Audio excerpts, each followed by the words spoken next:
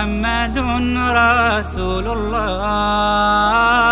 মুহাম্মাদুন রাসূলুল্লাহ। আসসালামু আলাইকুম ওয়া রাহমাতুল্লাহি ওয়া বারাকাতুহু। ওয়া আলাইকুম আসসালাম ওয়া রাহমাতুল্লাহি ওয়া বারাকাতুহু। ইন্নাল হামদালিল্লাহ নাহমাদুহু ওয়া নাস্তাঈনুহু ওয়া নাস্তাগফিরুহু ওয়া নু'মিনু বিহি ওয়া নাতাওয়াক্কালু আলাইহি মান ইয়াহদিল্লাহু ফালা মুদিল্লা লাহু ওয়া মান ইউদ্লিল ফালা হাদিয়া লাহু ওয়া আশহাদু আল লা ইলাহা ইল্লাল্লাহু ওয়াহদাহু লা শারীকা লাহু ওয়া আশহাদু আন্না মুহাম্মাদান আবদুহু ওয়া রাসূলুহু। أما بعد فإن خير الحديث كتاب الله وخير الهدي هدي محمد صلى الله عليه وسلم وشر الأمور محدثاتها وكل محدثة بدعة وكل بدعة ضلالة وكل ضلالة في النار. أعوذ بالله من الشيطان الرجيم. بسم الله الرحمن الرحيم. اقترب للناس حسابهم وهم في غفلة معرضون. ويقول رسول الله صلى الله عليه وسلم في حديث عند أئمة الأحاديث الصحيحة أحمد وأبي داود والألباني وغيرهم، يقول صلى الله عليه وسلم: طوبى للشام طوبى للشام طوبى للشام. فقالوا: يا رسول الله لماذا طوبى للشام؟ قال: لأن ملائكة الرحمن باسطة أجنحتها على الشام، أو كما قال عليه الصلاة والسلام. ويقول: لا تقوم الساعة حتى يتقارب الزمان فتكون السنة كالشهر والشهر كالجمعة والجمعة كاليوم واليوم مثل الدرمة بالنار، أو كما قال عليه الصلاة والسلام. অধ্যকার দিনুল হক ইসলামিক সেন্টারের উদ্যোগে আয়োজিত কোরআন ও সহিহ হাদিসের আলোকে ইসলামিক শিক্ষা সমাবেশের সম্মানিত সভাপতি এবং এই অনুষ্ঠানের প্রধান অতিথি এবং অন্যান্য সুধীবৃন্দ, উলামা-ই কেরাম, আইম্মাতুল মাসাজিদ, সম্মুখে সমবেত মুসলিম ভাইরা, পর্দার অন্তরালে সম্মানিতা মা ও বোনেরা, আমরা যে পৃথিবীতে বাস করি, এই পৃথিবীর শেষ জামানা, লাস্ট আওয়ার উদ্বোধন হয়েছিল আজ থেকে 1400 বছর আগে। পৃথিবীর শেষ, পৃথিবীর হাজার হাজার লক্ষ লক্ষ বছরের এই পৃথিবীর যখন একেবারে শেষ লগ্ন, মহাপ্রলয়, কিয়ামত যখন স্টার্ট হয়েছিল, শুরু হয়েছিল, ওই সময়ে পৃথিবীতে মুহাম্মদ সাল্লাল্লাহু আলাইহি সাল্লামের আগমন ঘটে। তিনি বলেছেন, বুইসতু ফি নাসামিস সাআহ, লাস্ট আওয়ার, অর্থাৎ কিয়ামত যখন শুরু হয়ে গেছে, কিয়ামতের মৃদু বাতাস বইতে শুরু করেছে যখন, তখন আমাকে প্রেরণ করা হয়েছে পৃথিবীতে। অর্থাৎ কিয়ামত উদ্বোধন হয়েছে আজ থেকে 1400 বছর আগে, কোরআন এবং মুহাম্মদ সাল্লাল্লাহু আলাইহি সাল্লামের মাধ্যমে। লক্ষ লক্ষ বছর, কোটি কোটি বছরের একটা গ্রহ ধ্বংস হতে কয়েকশো বছর যাবে, স্বাভাবিক। 1000 বছর যাবে, এটা স্বাভাবিক। আমরা যারা এখন আছি, এই পৃথিবীকে এখন আমাদের বিদায় জানাবার সময়, যদি আমরা বুদ্ধিমান জাতি হই, জ্ঞানী জাতি হই, দৃষ্টি যদি 2015-তে বসে 2115-তে কি হবে, দৃষ্টি যদি 100 বছর দূরে নিক্ষেপ করি, তাহলে হয়তো দেখব যে নাই, পৃথিবী নাই। কিন্তু সাধারণত বর্তমান আমরা মুসলিম জাতি, বিশ্বের সবচেয়ে জ্ঞানী গুণী জাতি আমরা ছিলাম। আমরা কখনো ছাত্র ছিলাম না কারো, আমরা ছিলাম শিক্ষক। মুসলিম জাতি ছিল শিক্ষক। শিক্ষক আজও হতো যদি আল্লাহ তাআলার কারিকুলামে তার দেয়া শিক্ষা ব্যবস্থায় আমরা সবাই শিক্ষা নিতাম, তাহলে আজও পৃথিবীর ওস্তাদ থাকতাম, শিক্ষক থাকতাম। সূরা আল মুজাম্মিল এই সূরাটির 1 নম্বর থেকে 6 নম্বর এবং 20 নম্বর আয়াতে মুসলিম জাহানের, মুসলিম উম্মার শিক্ষা কারিকুলাম আল্লাহ দিয়েছেন।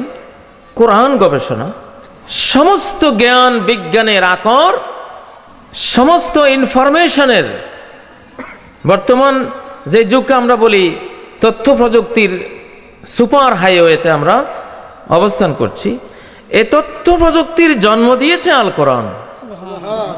আল কোরআন বুখারী শরীফের দ্বিতীয় হাদিসটিতে যেখানে বলা হয়েছে আহয়ানান ইয়াতিনি মিসলা সলসলাতিল জারস, আমার কাছে ওহীর বার্তা আসে অনেক সময় ঘন্টার ধ্বনির মতো, ঘন্টার ধ্বনির মতো আওয়াজ করে, রিংটোন বাজিয়ে আমার কাছে ওহী আসে, দূর বার্তা আসে, বেতার বার্তা আসে। সহিহ বুখারীর 2 নম্বর হাদিস।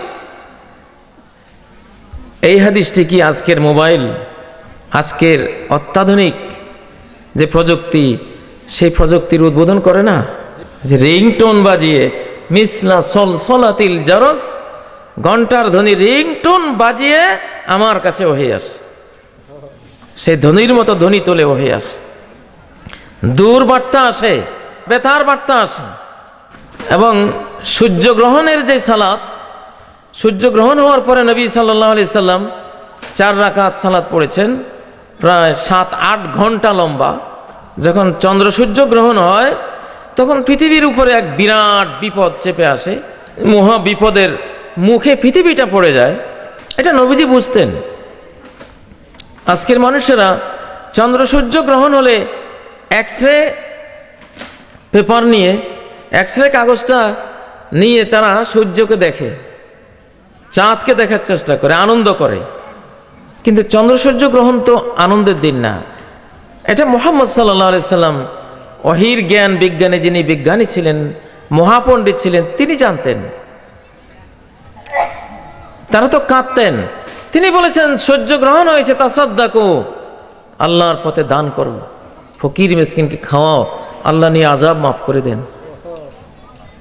আতিকু, গোলাম স্বাধীন করে দাও, ইস্তাগফিরু, ইস্তিগফার করো, সাল্লু, সালাতুল কুসুফ আদায় করো। এইভাবে কমান্ড করতেন। মহাকাশে শনি আর মঙ্গল গ্রহের বেল্টে ওই পরিধিতে 100 কিলোমিটার লম্বা পাথরের খণ্ড আছে, 50-60 কিলোমিটার লম্বা পাথরের টুকরো আছে। এগুলো ঘন্টায় 3 লক্ষ, 5 লক্ষ, 6 লক্ষ মাইল গতিতে ঘুরে ওখানে। সূর্য গ্রহণ হওয়ার অর্থ হলো সূর্য আর পৃথিবীর মাঝখানে চাঁদ এসে গেছে। এজন্য সূর্যের আলো পৃথিবীতে যায় না চাঁদের কারণে। একটা বাতি আমার এখানে জ্বালালে সামনে যদি একজন দাঁড়ায় তাহলে পরের লোকেরা তো আলো পাবে না। একটা তীর, একটা অ্যারোতে চলে আসে সূর্য 1 নম্বর, চাঁদ 2 নম্বর, পৃথিবী 3 নম্বর। এক অ্যারো, এক তীর বরাবর সরল রেখায় চলে আসে 3 মহা শক্তিধর আল্লাহর সৃষ্টি। এদের যে অভিকর্ষ টান, মধ্যাকর্ষণ শক্তি, যে সূর্য বিপুল চৌম্বকীয় টানে, অভিকর্ষ টানে চাঁদকে ধরে রেখেছে, পৃথিবীকে ধরে রেখেছে তার সৌরজগতে। এই 3 শক্তি যখন একসাথে এক রেখায় আসে তখন যে প্রচন্ড অভিকর্ষ বল পড়ে লক্ষ লক্ষ কিলোমিটার জুড়ে, ওই লক্ষ কিলোমিটার দূরে যদি কোনো পাথরের খণ্ড তখন যাইতে শুরু করে, সূর্য চন্দ্র পৃথিবীর টানে দুর্নিবার গতিতে লক্ষ লক্ষ কিলোমিটার গতিতে ওই গ্রহাণু স্টিরয়েড বা ওই পাথরের বিশাল খণ্ড পায়ের সমান এমনভাবে মার দিবে, পৃথিবীকে আঘাত করবে। পৃথিবী তো মিছিলের সামনে, পৃথিবীর বুক থেকে অস্তিত্ব হারিয়ে যাবে, মানব জাতির অস্তিত্ব হারিয়ে যাবে। ডাইনোসরদের অস্তিত্ব যেমন হারিয়ে গিয়েছিল একটি স্টেরয়েড গ্রহণের আঘাতে, এটা মুহাম্মদ সাল্লাল্লাহু আলাইহি ওয়াসাল্লাম বুঝতেন। এজন্য সূর্য গ্রহণ হওয়ার সাথে সাথে সালাতে দাঁড়িয়ে যেতেন, যে আল্লাহ বিপদ থেকে বাঁচাও। প্রিয় ভাইরা, মুহাম্মদ সাল্লাল্লাহু আলাইহি ওয়াসাল্লাম, তাকে দিয়ে শেষ জামানার টেকনোলজির উদ্বোধন হয়েছে, টেলিভিশনের উদ্বোধন হয়েছে। আপনারা হয়তো বিশ্বাস করবেন, মনে করবেন মহানবী সাল্লাল্লাহু আলাইহি সাল্লাম টেলিভিশন নামক এমন একটা পাপের জিনিস উদ্বোধন করেছেন, এটা তো জীবনে শুনি নেই। টেলিভিশনের কোনো দোষ নাই, পাপ টেলিভিশনে করে না, পাপ মানুষে করে, ঠিক নয় কি? এই হাত দিয়ে কতজন খুন করে, কতজন ডাকাতি করে, কতজন কত অন্যায় করে, করে না? দোষ তো হাতের না, দোষ হলো হাতটা যিনি ব্যবহার করেছে। টিভি পাপ করে না, মোবাইলে কোনোদিন পাপ করে না, পাপ করে এর ব্যবহারকারীরা। নবীজি সালাতুল কুসুফে দাঁড়িয়ে আছেন, বুখারীর সালাতুল কুসুফ, সূর্যগ্রহণের সালাত অধ্যায়। তিনি বলছেন, লাকাদ রাআইতুল জান্নাতা ওয়ান নার মুতামাসসিলাতাইনি ফি উরদি হাযাল হায়েত। আমি এক্ষুনি দেখলাম জান্নাত আর জাহান্নাম চিত্রায়িত হয়ে আছে এই প্রাচীরের মধ্যে। প্লাজমা টিভি, প্রজেক্টরের মাধ্যমে যেভাবে দেখানো হয় জান্নাত জাহান্নাম, তিনি দেখছেন প্রাচীরের মধ্যে। জান্নাত দেখে এক কদম এগিয়ে গেলেন আঙ্গুরের ছড়া নিতে, আর জাহান্নামের দাও দাও আগুন দেখে এক কদম পিছিয়ে আসলেন ভয়ের কারণে। সেই নবী মুহাম্মদ সাল্লাল্লাহু আলাইহি সাল্লাম অলরেডি কিয়ামত উদ্বোধন করে দিয়েছেন। আমেরিকার নাসা মহাকাশ সংস্থা বলছে পৃথিবী আর ৭৫ বছর থাকবে, ৭৫ বছর। আর আমরা বলছি আজকে 2015, ৭৫ নয়, হয়তো আজ থেকে 100 বছর বা অল্প কিছুর সাথে যোগ করা যায়। কোরআন ও সুন্নাহর সমস্ত তথ্য ইনফরমেশন জড়ো করলে বেরিয়ে আসে বিজ্ঞানীরা ৭৫ বছর পর্যন্ত যাচ্ছে, এরপরে গ্রহ থাকবে না। তারা ওরাইন মহাকাশ যান তৈরি করতেছে, যেটা পার সেকেন্ড 3 লক্ষ কিলোমিটার গতিতে ছুটবে, আলোর গতিতে ছুটবে। কিয়ামত যখন শুরু হবে, মহাপ্রলয় আরম্ভ হবে, তখন লক্ষ লক্ষ মানুষ ওরাইন মহাকাশ যানে ছড়ে মাটির পৃথিবী ছেড়ে অন্য গ্রহে পালিয়ে যাবে। এটা হলো ওদের বুদ্ধি, কিন্তু পারবে না। ইয়াকুলুল ইনসানু ইয়াউমাইযিন আইনাল মাফার। সেদিন মানুষ বলবে, পালাবো কোথায়, কোথায় পালাবো? একটা টাইম বোম আল্লাহ সেট করে দিয়েছেন, টাইম বোম, যেটা পৃথিবী থেকে 13 লক্ষ গুণ বড়, 13 লক্ষ পৃথিবীর সমান। বিজ্ঞানীরা বলছেন সূর্য একটা টাইম বোম, এটা টাইম সেট করা আছে। এটা একটা সময় আসবে, এমন এক মহাবিস্ফোরণ ঘটাবে সে, তার বিস্ফোরণের লেলিহান শিখার আওতায় অজমে আশ-শামসু ওয়াল কামার, চন্দ্র সূর্য অর্থাৎ পৃথিবী সহ তার পেটে ঢুকে যাবে। সূর্যের মহা অগ্নিকুণ্ডে পৃথিবী সহ ঢুকে পড়বে, শেষ। আমরা আর আপনারা একেবারে কিয়ামতের কিনারে দাঁড়িয়ে আছি, আটলান্টিক মহাসাগরের কিনারে যারা দাঁড়িয়ে আছে, সাগর দেখতে পাচ্ছে, তারপরে যদি সাগর বিশ্বাস না করে, তাদেরকে আর কি বলা যাবে? সূর্য পশ্চিম দিক থেকে উঠবে বলে নাসা বিজ্ঞানীরা বলছে 2-1 বছরে উঠতে পারে। মহাকাশে এমন পরিবেশ তৈরি হয়ে আছে, সূর্যের আহ্নিক গতি কমে যাচ্ছে, পৃথিবীর আহ্নিক গতি কমে যাচ্ছে। এটা কমতে কমতে এক সময় এখন যেভাবে ঘুরে, উল্টা ঘূর্ণি দিলে সূর্য পশ্চিমে দেখাবে, মেচাকার হয়ে যাবে সব। আপনারা বুঝতে পারছেন না যে আমি কথাগুলি কেন বলছি? আমার চোখ দিয়ে আমি যেন দেখতে পাচ্ছি, কোরআন ও সুন্নাহর নয়নে যেন দেখতে পাচ্ছি, আখিরু যালিকা নারুন তাসুকুন নাসা ইলাল মাহশার। সহিহ বুখারীর হাদিসে নবীজি বলেছেন, একটা আগুন বেরিয়ে আসবে ইয়ামান থেকে, মিন কারে আদান, ইয়ামান থেকে বের হবে, সারা বিশ্বকে বেষ্টনী দিবে সে আগুন। সারা বিশ্ব থেকে মানুষকে ধাওয়া করবে, কানাডা থেকে ধাওয়া করবে, অস্ট্রেলিয়া থেকে ধাওয়া করবে, আমেরিকা ইউরোপ থেকে ধাওয়া করবে, রাশিয়া থেকে ধাওয়া করবে আগুন। ধাওয়া করে সব মানুষকে নিয়ে যাবে কোথায়? বর্তমান যেখানে জর্ডান, ফিলিস্তিন, সিরিয়া, লেবানন, এটা হলো হাসরের মাঠ। নবী সাল্লাল্লাহু আলাইহি সাল্লাম বলেছেন, আশ-শাম আরদুল মাহশারি ওয়াল মানশার, সিরিয়া হলো হাসরের ময়দান, নসরেরও ময়দান, এখানেই কিয়ামত হবে, সিঙ্গার ফুৎকার হবে। এই জন্য আপনারা বাংলাদেশে আর আগামী 1 শতাব্দী থাকতে পারেন কিনা মনে হয় না। আগুন তাড়া করবে সবাইকে, সিরিয়া নিয়ে যাবে, শেষ হাসরের ময়দান ওখানে হবে। শুধু বাংলাদেশ কেন, ইন্ডিয়ার মানুষ, পাকিস্তান, সমগ্র আরব জাহান, সারা ওয়ার্ল্ডের 7 মহাদেশের মানুষ সবাইকে এই বুখারী হাদিস বর্ণিত যে আগুন বের হবে সবাইকে ধাওয়া করে নিয়ে যাবে সিরিয়ায়, ওখানে কিয়ামত হবে।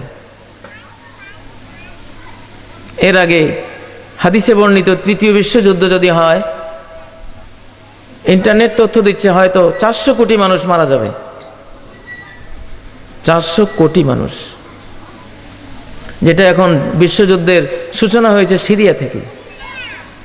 সিরিয়া এখন রাশিয়া, চীন, ইসরায়েল, ইরান, বাশার আল আসাদ এক পক্ষ, আমেরিকা, ইউরোপ, সৌদি আরব সহ বাদবাকি মুসলিম জাহান আরেক পক্ষ, মুখোমুখি।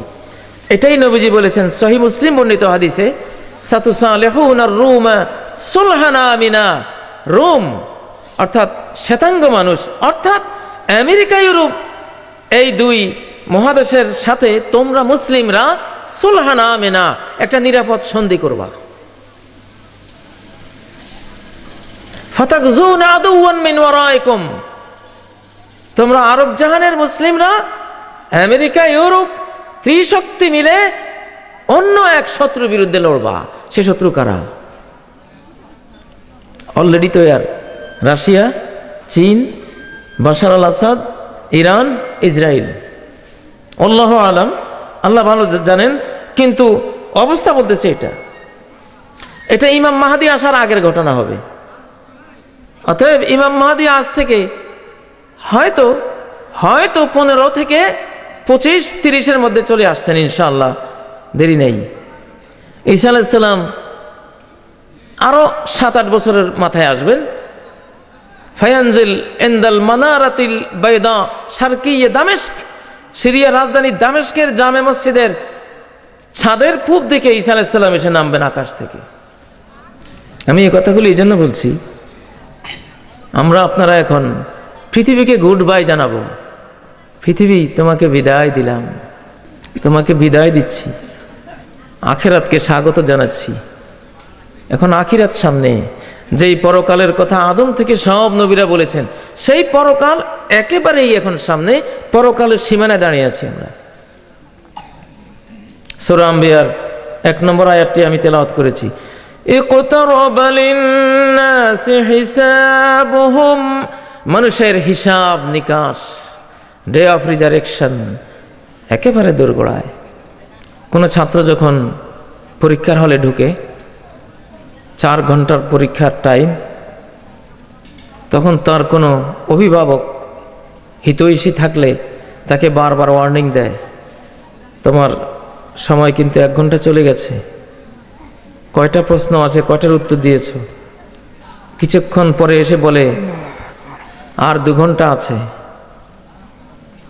সাবধানে লেখো, সব প্রশ্ন সচেতনভাবে উত্তর দাও।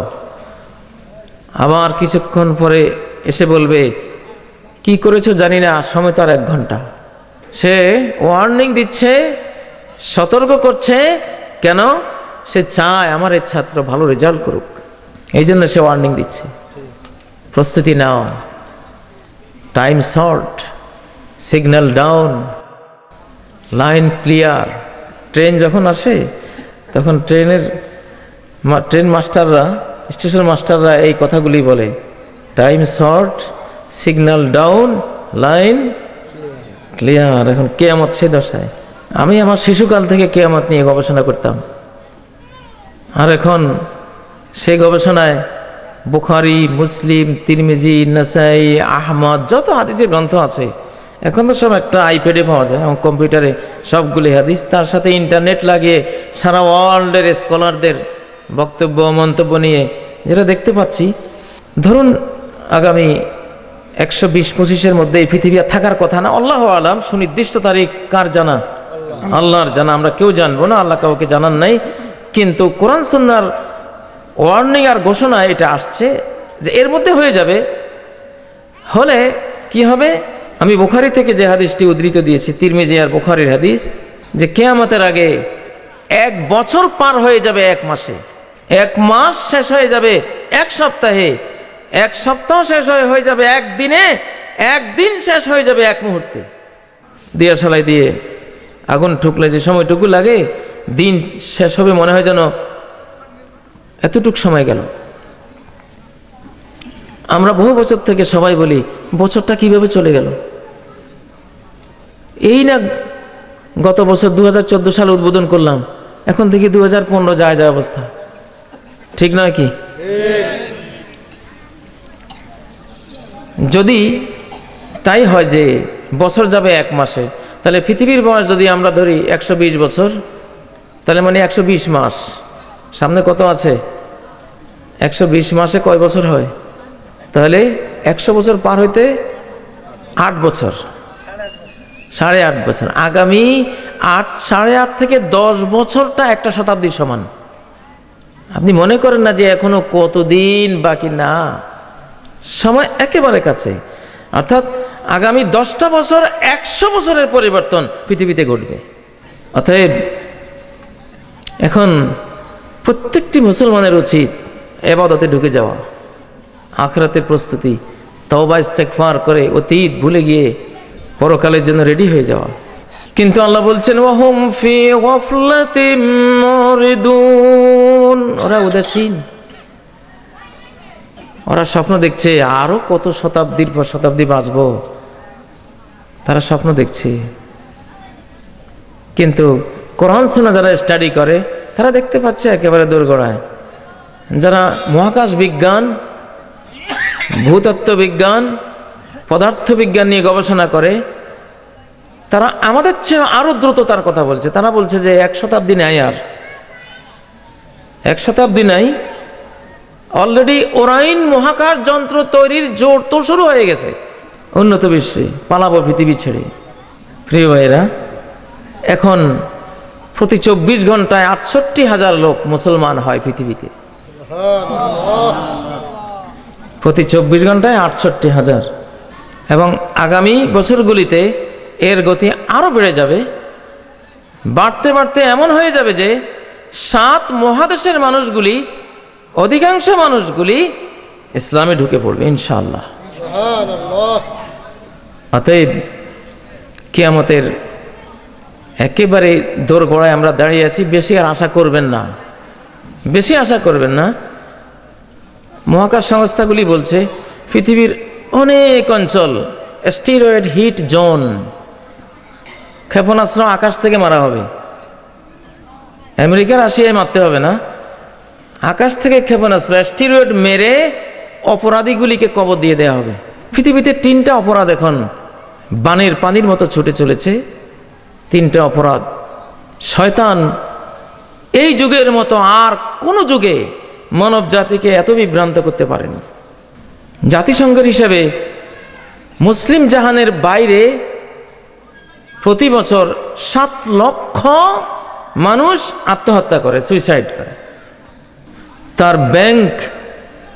তার ব্যাংকে কোটি কোটি ডলার পড়ে আছে।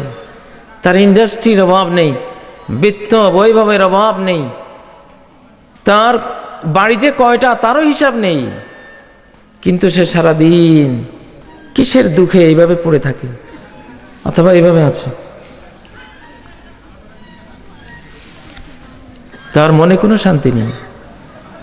জার্মানিতে একজন আত্মহত্যা করলেন, তার ব্যাংক ব্যালেন্স দেখলো 10,000 কোটি ডলার, কিন্তু সে আত্মহত্যা করেছে।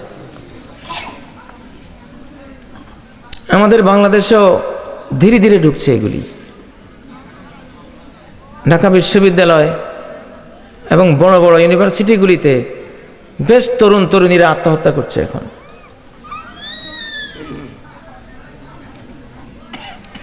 আর ক্যান্সার মহামারী রূপ নিয়েছে। কেন? আমি একটা আয়াত বলবো আর একটা স্টাডি বলবো। আয়াতটা হলো সূরা আল বাকারার 169 নম্বর আয়াত, আর স্টাডি হলো লুইস স্টাডি, ব্রিটেন মনোবিজ্ঞানী। ব্রিটিশের মনোবিজ্ঞানী লুইস তার স্টাডিতে বলছেন ক্যান্সার এবং মনোরোগী হয়ে আত্মহত্যা করার পিছনে 3টা বড় বড় কারণ থাকে। কয়টা? 3টা। আপনারা তো এই অনুষ্ঠানকে নাম দিয়েছেন ইসলামিক শিক্ষা, আমি সে স্টাইলে বলছি, ক্লাসের স্টাইলে বলছি, স্বাভাবিক। মানুষ কেন আত্মহত্যা করে, কেন ক্যান্সারে আক্রান্ত হয়? মূল কারণ 3টা: হার্ম, পর্নোগ্রাফি, ব্লাসফেমি। হার্ম হলো নিজেকে কষ্ট দেয়া, মানুষকে কষ্ট দেয়া, নিজেকে খুন করা, মানুষকে খুন করা, নিজেকে খারাপ পথে টেনে নেয়া, সমাজকে মন্দ পথে খারাপ পথে টেনে নেয়া, হার্ম। 2 নম্বর পর্নোগ্রাফি। ক্যান্সারের বড় কারণ পর্নোগ্রাফি, অশ্লীল ছায়াছবি, চ্যানেলের পর চ্যানেল, রাতের পর রাত তরুণরা দেখে, নাচ গান ড্যান্স, এটা ছাড়া কিছু নেই। নেকেড ছবি, অশ্লীলতা। আজকের আকাশচুম্বী টাওয়ার মেঘের সাথে টক্কর দেয় এমন টাওয়ার 165 তলা উঁচু, 200 তলা তৈরি করবে মানুষ। আজকের সুরম্য অট্টালিকার বিরাট ছড়াছড়ি শহরে, নগরে, বন্দরে, গ্রামে গঞ্জে শুরু হয়েছে। আজকের এসি রুম, আজকের বৈদ্যুতিক এই সুন্দর পরিবেশ, আজকের অত্যাধুনিক যত গাড়ি বাড়ি, এগুলো দেখে মনে করবেন না যে আমরা খুব উন্নত হয়েছি, মনে করবেন না। মানুষের চরিত্রটা দেখুন, সুপার পাওয়ার।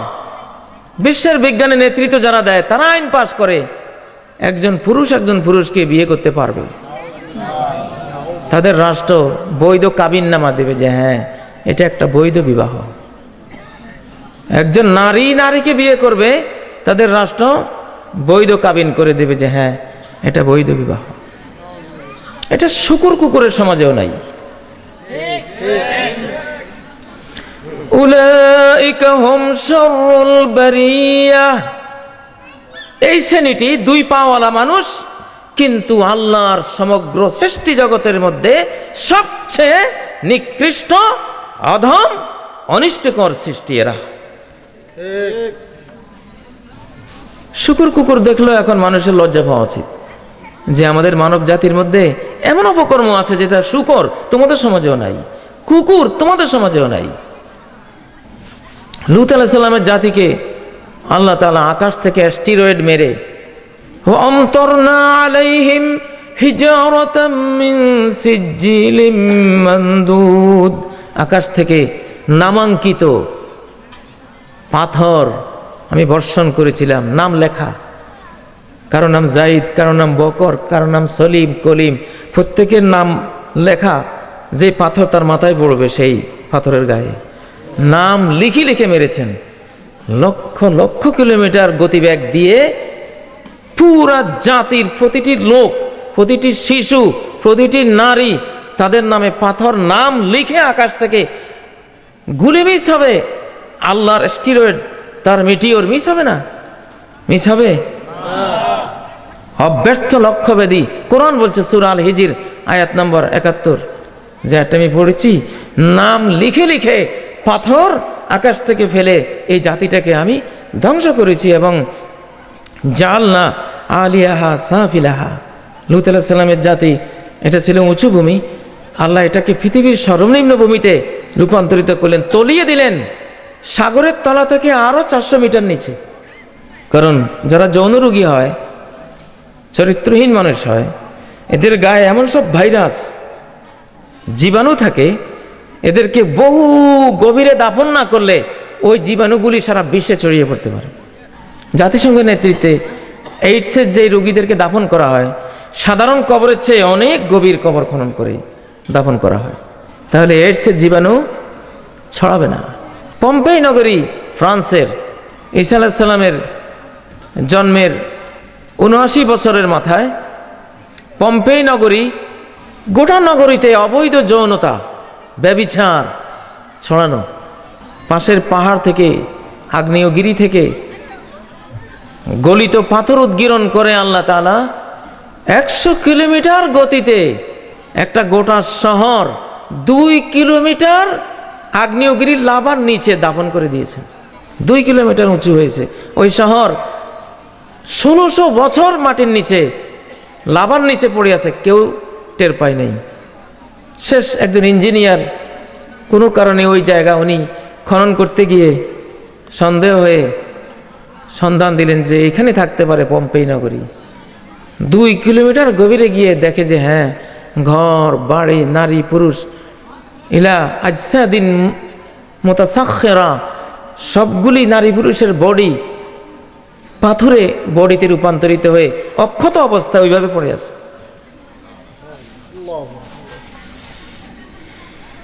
আজকে সেই সময় হয়ে গেছে, নাসা বিজ্ঞানীরা বলছে স্টেরয়েড হিট জোন পৃথিবীর বহু অঞ্চলে আকাশ থেকে এটা পড়বে। এখন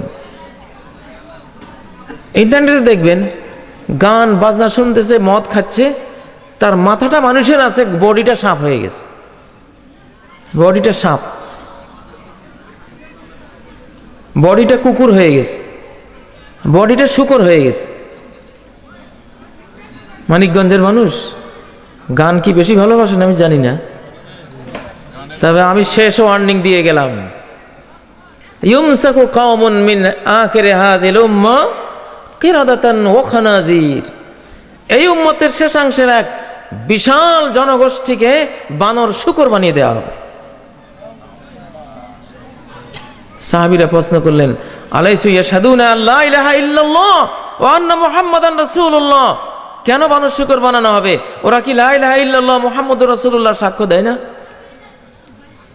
নবীজি বলেন, বালা, কেন নয়, অবশ্যই কালেমা সাক্ষ্য দেয়, বরং ওয়ায়ুসাল্লুন ওয়ায়াসুমুন ওয়ায়াহুজ্জুন, তারা নামাজও পড়ে, তারা রোজাও রাখে, হজও করে। হাজী সাহেব পর্যন্ত বানর শূকর হয়ে যাবে।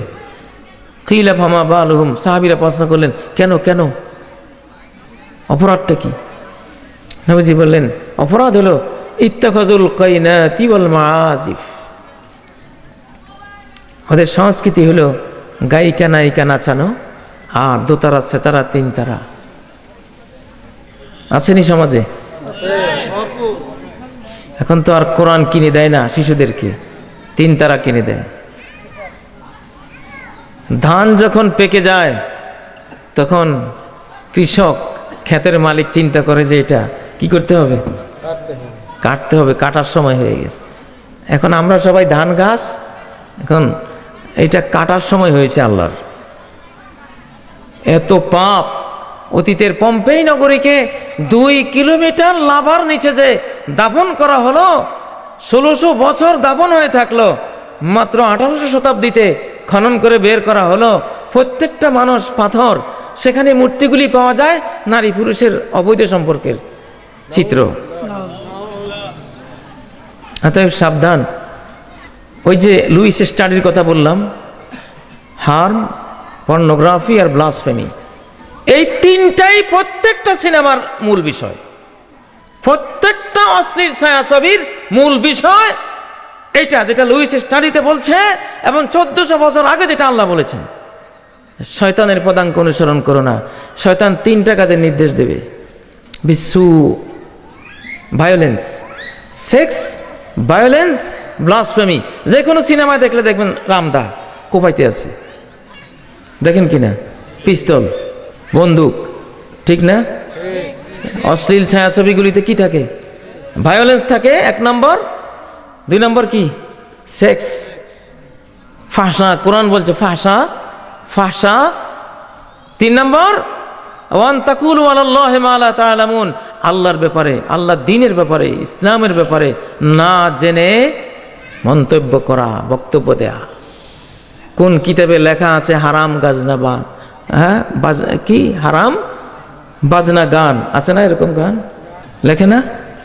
যে কোনো অশ্লীল ছায়াছবিতে খারাপ চরিত্রের অভিনয় করাবে, ধর্ষকের অভিনয় করাবে, ডাকাত হিসেবে অভিনয় করাবে কাকে? টুপিওয়ালা, দাড়িওয়ালা, পাঞ্জাবিওয়ালা লোক, ঠিক না? এই 3টা হলো ক্যান্সারের কারণ এবং সারা বিশ্বের প্রতি বছর 7 লক্ষ মানুষের আত্মহত্যার কারণ। কোরআন বলছে, লুইস স্টাডি বলছে, আমরা দেখছি সংসারে বাবা পাগল, মা পাগলি, বোনেরা পাগলি, ভাইও পাগল, গোটা সংসারের সবাই পাগল। কারা? যাদের ঘরে একটা টিভি আছে, টিভির অশ্লীল ছায়াছবি বাপেও দেখে, মায়ও দেখে, ভাইও দেখে, বোনেরাও দেখে। টোটাল পরিবারটা পাগল, নেশাগ্রস্ত। কথাটা কি কড়া হয়ে গেল? এটা কাজী ইব্রাহিমের কথা না, কোরআনের কথা আর ক্যামব্রিজ বিশ্ববিদ্যালয়ের নিউরো সায়েন্টিস্টদের কথা। আপনি এই যুগে ওয়াজ করবেন, একটা আয়াত নেবেন কোরআন থেকে আর আরেকটা গবেষণা নেবেন বিশ্বব্যাপী বিজ্ঞানের, কোরআনিক বিজ্ঞানে যে অগ্রযাত্রা, কোরআনের কারণে যে বস্তু বিজ্ঞানের অগ্রযাত্রা হয়েছে, সেখান থেকে বাস্তব উদাহরণ টানবেন, দেখবেন যে একেবারে 100-এ মিলে যাচ্ছে। সূরা আল হিজর আয়াত নম্বর 72, যারা অবৈধ যৌন কাজে ব্যস্ত, এদের ব্যাপারে আল্লাহ বলছেন লামরুকা বাই ইউর লাইফ ইন্নাহুম লাফি সাকরাতিহিম ইয়ামাহুন, they are in their intoxication wandering blindly. তোমার জীবন স্রষ্টার কসম, পুরো জাতি এরা তাদের উন্মত্ততায়, নেশাগ্রস্ততায় অন্ধ হয়ে, পাগল হয়ে ঘুরপাক খাচ্ছে, কোনো সঠিক পথ, মুক্তির পথ খুঁজে পাচ্ছে না। সাকরা, নেশা 2 প্রকার। আমার এখানে প্রশাসনের লোকেরাও আছেন।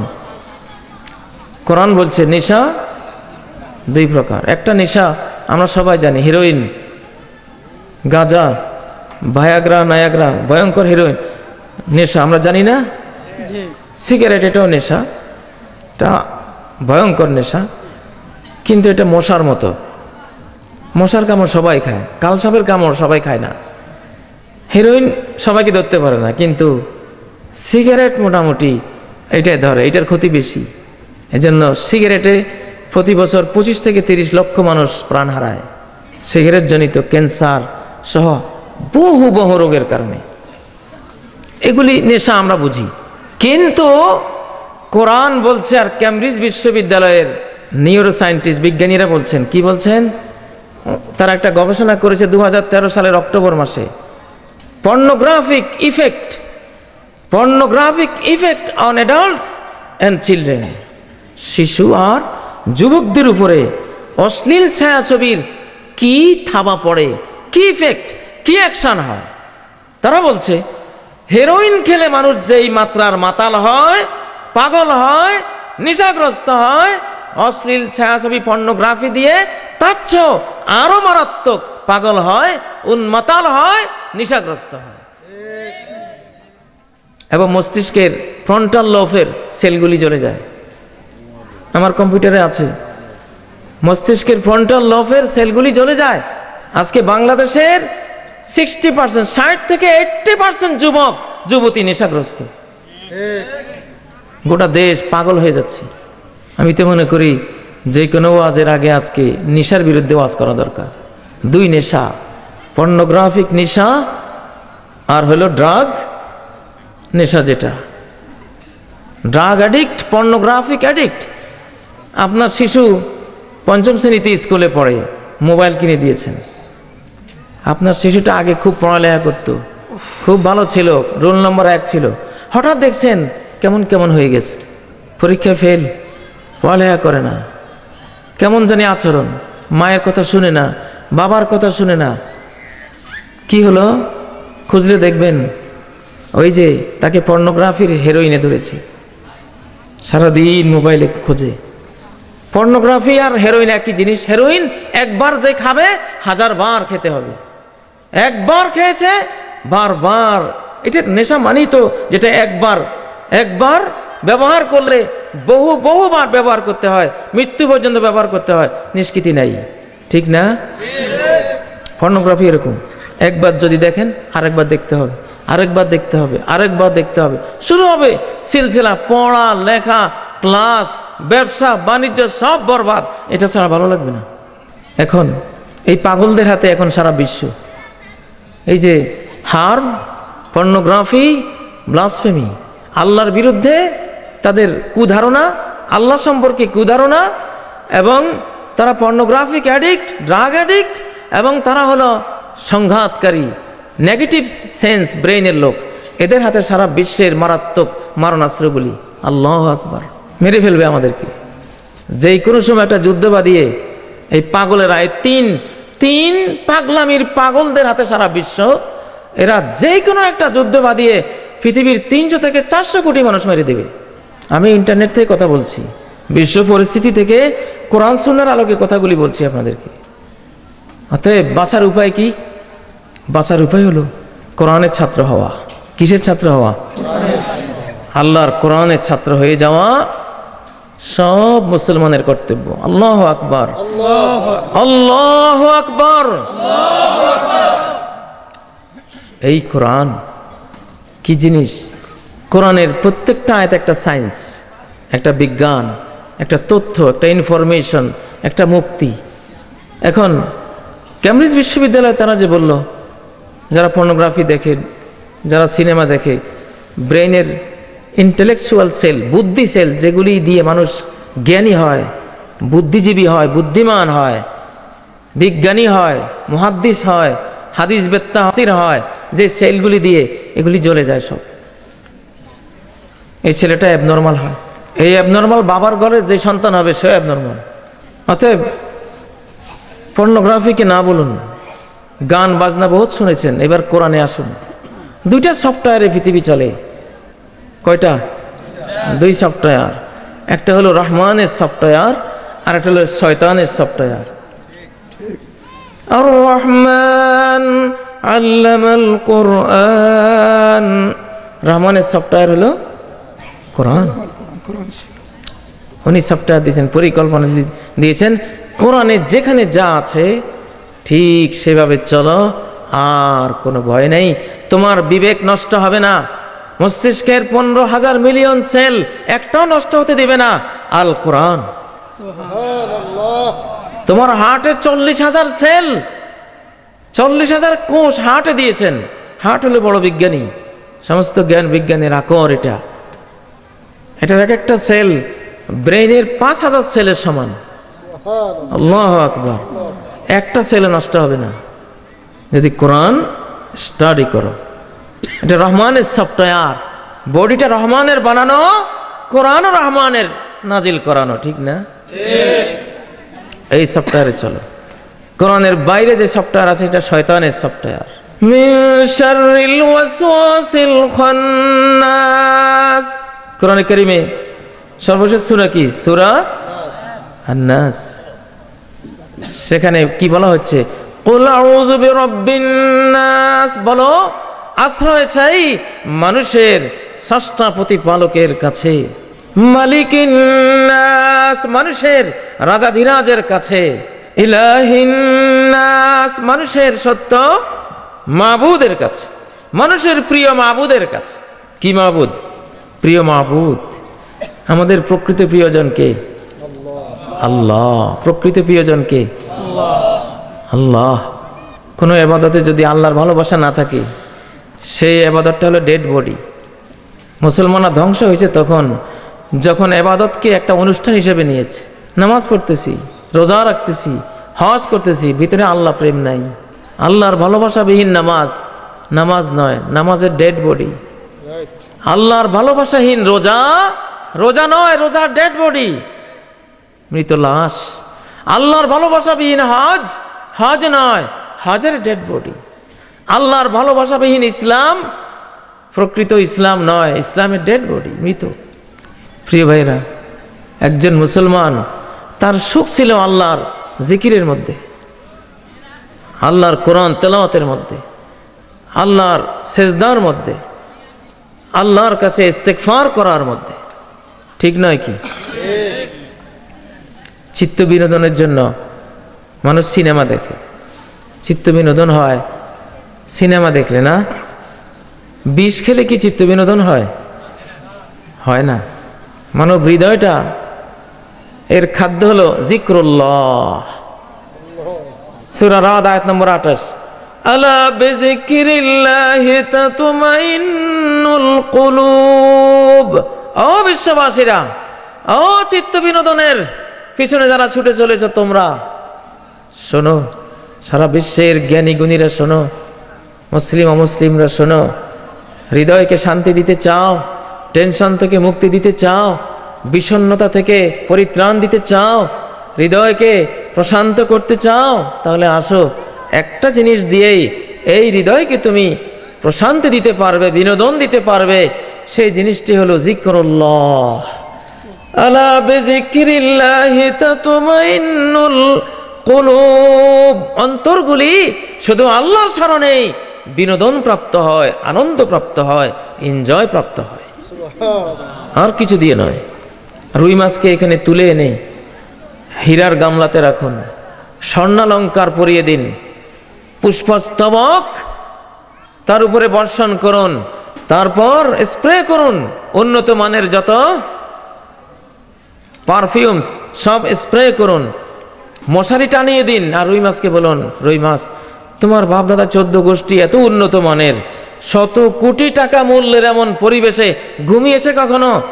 তোমার সৌভাগ্য, তুমি ঘুমাও। হীরার গামলায় ডায়মন্ডের ডিশে তোমাকে রাখলাম, কিন্তু পানি নেই, কি নাই? রুই মাছ ডায়মন্ডের ডিশ গামলায় রেখেছি, শত কোটি টাকা মূল্যের।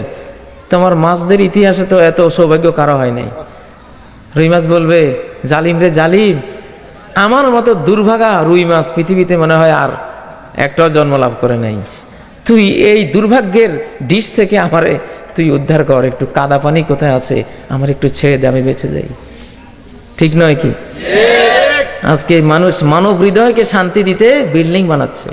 তোমার বিল্ডিং এ মানব হৃদয় শান্তি পাবে? শান্তি পাবে না, মরে যাবে। বিল্ডিং তো এখন আমরা সবাই বানাই, বিল্ডিং হবে আমাদের ইনশাআল্লাহ এই যুগের মানুষদের গোরস্থান।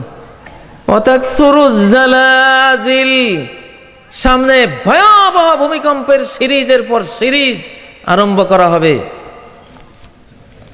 সারা পৃথিবীতে একটা বাড়িও খুঁজে পাওয়া যাবে না থাকার মতো।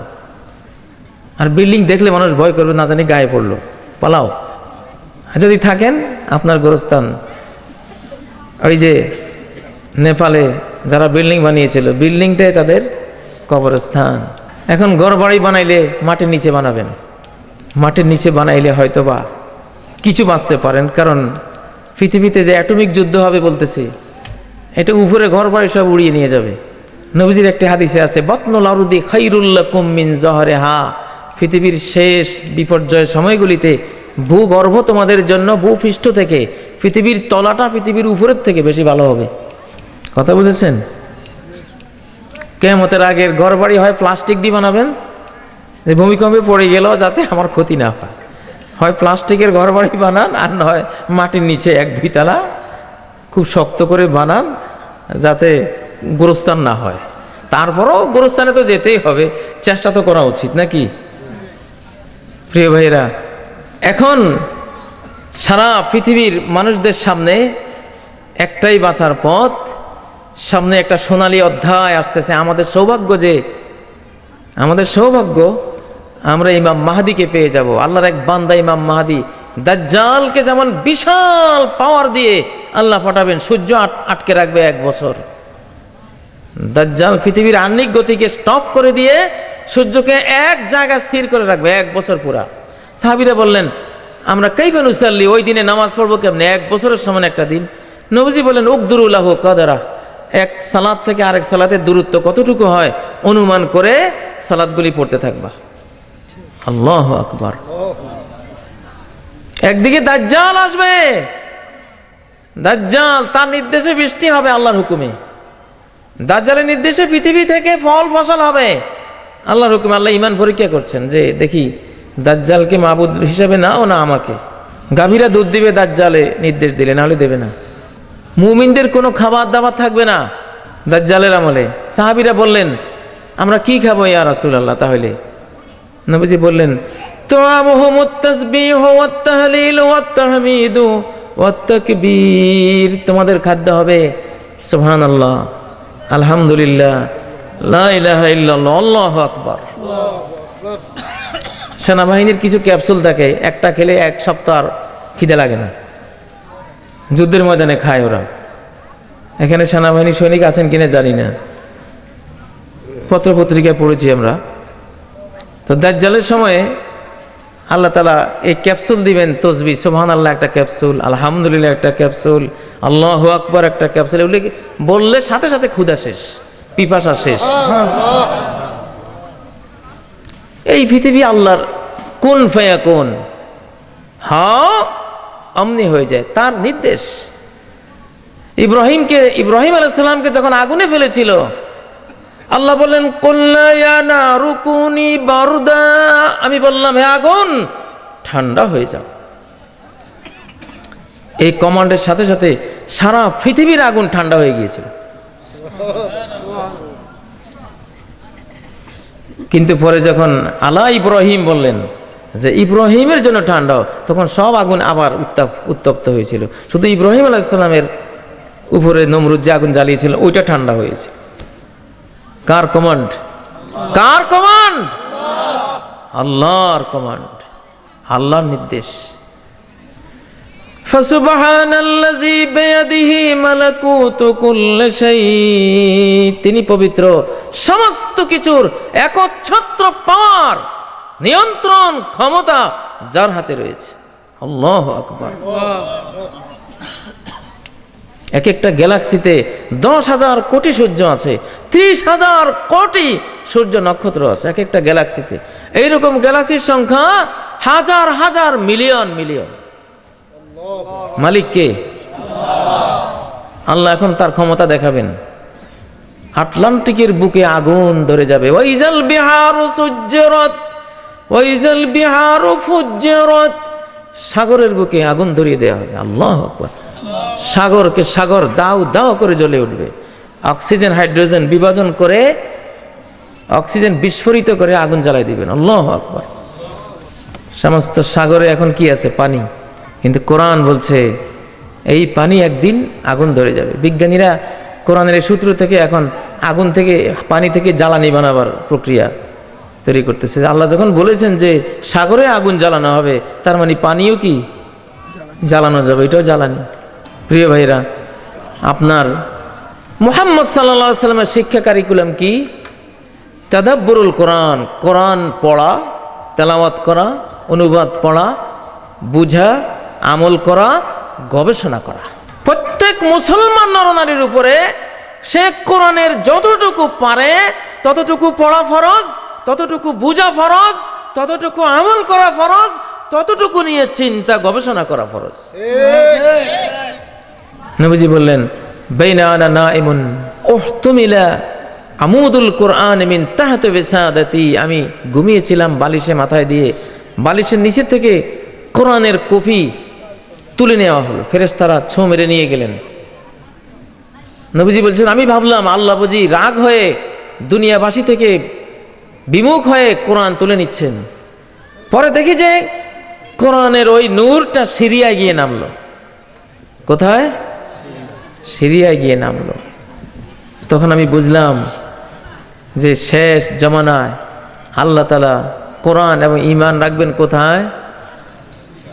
সিরিয়া, যেখানে এখন রাশিয়ারা মারছে, ইসরায়েল মারতেছে, ইরানিরা মারতেছে, সবাই মারতেছে। সিরিয়ার সাধারণ জনগণ, ওই জনগণ, আল্লাহু আকবার। ইন্নাল ঈমানা ইযা কাফারাতিল ফিতনাতু বিশাম, সারা বিশ্বে যখন পাপাচার ছড়িয়ে যাবে তখন ঈমান থাকবে সিরিয়ায়। নবীজি বলছেন কোথায়? সিরিয়ায় ঈমান থাকবে। সিরিয়ার মানুষের মুখের একটা বাণী কি? হাসবুনাল্লাহু ওয়া নি'মাল ওয়াকিল, কেউ নেই আমাদের জন্য। হাসবুনাল্লাহু ওয়া নি'মাল ওয়াকিল, আল্লাহ আল্লাহ আমাদের জন্য সাফিসিয়েন্ট, যথেষ্ট, আর কতই না উত্তম সাহায্যকারী কর্মবিধায়ক তিনি। প্রিয় ভাইয়েরা, আপনারা কোরআন পড়বেন, আপনার সন্তানকে কোরআন পড়াবেন। আপনাকে বুঝতে হবে আনতা হাইয়ুন বিল কোরআন মাইয়াতুন বিদুনি, কোরআন থাকলে আপনি জিন্দা, কোরআন না থাকলে আপনি মুর্দা।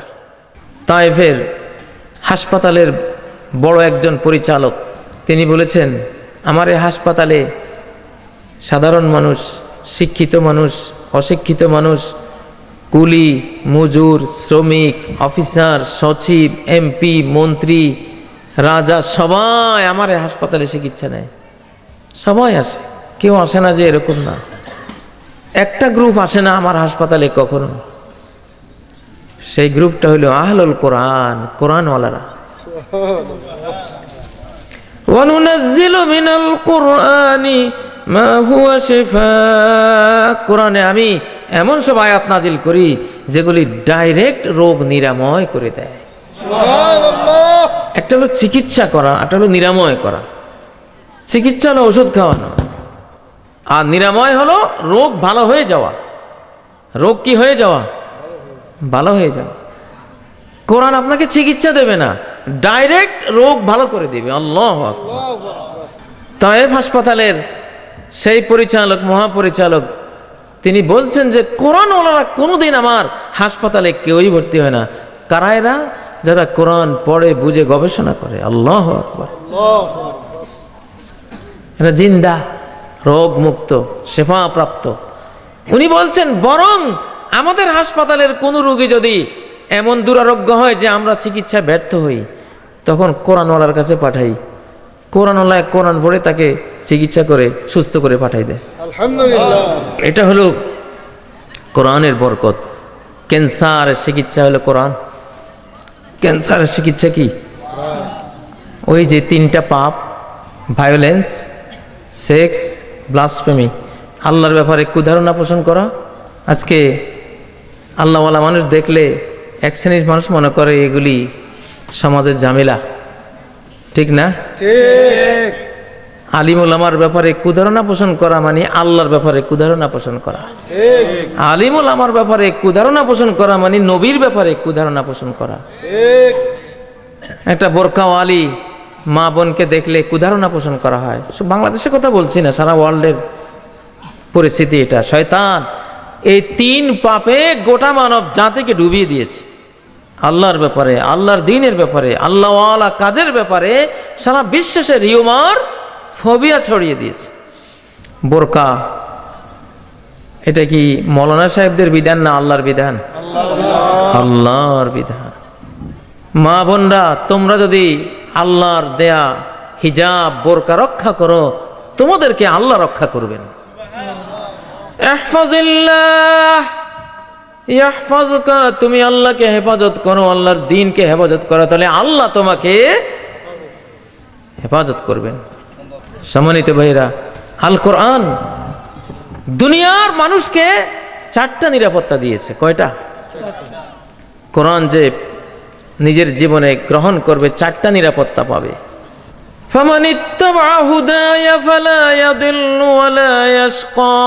যে আমার হেদায়েতের অনুসরণ করবে, কোরআনের অনুসরণ করবে, তার চারটা নিরাপত্তা, চারটা পুরস্কার। একটা হলো লা ইয়াদিল্লু, সে পথ হারাবে না। কি হারাবে না? পথ হারাবে না, বিভ্রান্ত হবে না, গুমরাহ হবে না। আমরা মুসলমানরা, আমরা হলাম কোরআন বেসড, সুন্নাহ বেসড মুসলমান, ঠিক না? আমরা যে কালেমাটা পড়ি সে কালেমাটা কি? লা ইলাহা ইল্লাল্লাহ মুহাম্মাদুর রাসূলুল্লাহ, আশহাদু আল্লা ইলাহা ইল্লাল্লাহ ওয়া আশহাদু আন্না মুহাম্মাদুর রাসূলুল্লাহ। অর্থাৎ আল্লাহ ছাড়া কোনো সত্য মাবুদ নেই, সমস্ত ইবাদত কার? আল্লাহর। আল্লাহ বেস্ট। আল্লাহর ইবাদতগুলি আল্লাহর কোরআন থেকে, আল্লাহর বয়ান থেকে জানবো। দ্বিতীয় কে? ওয়াশহাদু আন্না মুহাম্মাদান রাসূলুল্লাহ, রাসূলুল্লাহ সাল্লাল্লাহু আলাইহি ওয়াসাল্লাম, তিনি আল্লাহর রাসূল, আল্লাহর প্রেরিত বান্দা, পয়গাম্বর। তাহলে আমরা মুসলিমরা হব আল্লাহওয়ালা রসুলওয়ালা, আল্লাহওয়ালা রসুলওয়ালা, আর কোনো ওয়ালা হওয়া লাগবে না। আল্লাহওয়ালা মানে কোরআনওয়ালা, রসুলওয়ালা মানে হাদিসওয়ালা। ঠিক আছে?